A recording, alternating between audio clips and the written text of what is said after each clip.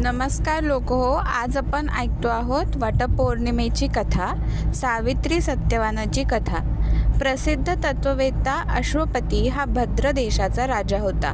त्याला बालसुख मिळाले नाही, यासाठी त्यांनी 18 वर्षे कठोर तपश्चर्या केली। त्यानंतर सावित्री देवींनी कन्यादानाचे वरदान दिले। त्यामुळे जन्म घेतल्यानंतर मुलीचे नाव सावित्री असे ठेवण्यात आले। मुलगी मोठी झाली, ती खूप रूपवान होती। योग्य वर न मिळाल्याने राजा दुःखी असायचा। राजाने स्वतः मुलीला वर शोधायला पाठवले। जंगलात तिला सत्यवान भेटला। सत्यवान हा शाल्व राजाचा धूम्रसेन नावाचा अंध राजाचा मुलगा होता। शत्रूकडून हारल्यामुळे राजा आपल्या राणी व मुलासहित जंगलात राहत होता। ही घटना कळल्यानंतर नारद ऋषींनी अश्वपतींना सत्यवानाच्या अल्प आयुष्याबद्दल सांगितले। सत्यवानांचे आयुष्य केवळ 1 वर्षाचेच असल्याचे कळल्यावर आई वडिलांनी तिला खूप समजावले, पण सावित्री तिच्या धर्मापासून हटली नाही। तिच्या जिद्दीपुढे राजाला नतमस्तक व्हावे लागले। सावित्री आणि सत्यवान यांचा विवाह झाला।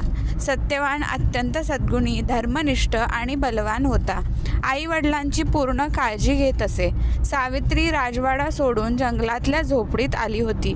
ती देखील आपल्या आंधळ्या सासू सासऱ्यांची सेवा करण्यासाठी। सत्यवानाचा मृत्यूचा दिवस जवळ आला। नारदांनी सावित्रीला सत्यवानाच्या मृत्यूचा दिवस आधीच सांगितला होता। जसजशी वेळ जवळ येऊ लागली तसतशी सावित्री अधीर होऊ लागली। तिने 3 दिवस आधीच उपवास सुरू केला। नारद मुनींच्या सांगण्यावरून पितरांची पूजा केली। रोजच्या प्रमाणे सत्यवान लाकूड तोडण्यासाठी जंगलात जाऊ लागला, म्हणून सावित्री त्याच्याबरोबर गेली। सत्यवानाचा मृत्यूचा दिवस होता।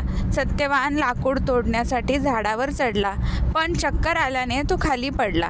सावित्रीने आपल्या मांडीवर नवऱ्याचे डोके ठेवून त्याला मिठी मारायला सुरुवात केली, तेव्हा यमराज येताना दिसले, ज्याने सत्यवानाचा जीव घ्यायला सुरुवात केली। सावित्री ही यमराजाच्या मागे मागे चालू लागली। त्याने खूप नकार दिला, पण सावित्री म्हणाली, माझा नवरा जिथे जातो तिथे मला जायला हवे। वारंवार नकार देऊनही सावित्री मागे पुढे चालत राहिली। सावित्रीची निष्ठा आणि पतीची भक्ती पाहून यमाने तिला 3 वरदान दिले। एक वर म्हणून सावित्रीच्या आंधळ्या सासू-सासऱ्यांना डोळे दिले। दुसरे वर म्हणून तिला हरवलेले राज्य दिले। तिसरे वरदान म्हणून सावित्रीने संतान प्राप्तीचे वर मागितले। कोणताही विचार न करता यम प्रसन्न झाला आणि अस्तु म्हणाला। वचनबद्ध यमराज पुढे सरकू लागला। सावित्री म्हणाली की भगवंता, मी एक सद्गुणी पत्नी आहे आणि तू मला संतान होण्याचे वरदान दिले आहे। हे ऐकून यमराजाला सत्यवानाचे प्राण परत करावे लागले। सावित्री त्याच वटवृक्षाजवळ आली जिथे तिच्या पतीचा मृतदेह पडला होता। सत्यवान जिवंत झाला। आई वडिलांना दिव्य प्रकाश मिळाला।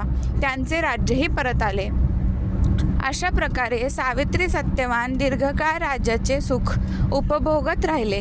सत्यवानाचे प्राण सावित्रीने वडाच्या झाडाखालीच परत मिळवले। या कारणामुळे ज्येष्ठ महिन्यात पौर्णिमेला स्त्रिया वडाच्या झाडाखाली पूजा करून उपवास करतात व वटसावित्रीचे व्रत आचरतात। वटसावित्री व्रत पाळल्याने व ही कथा ऐकल्याने व्रत करणाऱ्यांच्या वैवाहिक जीवनातील सर्व संकटे दूर होतात।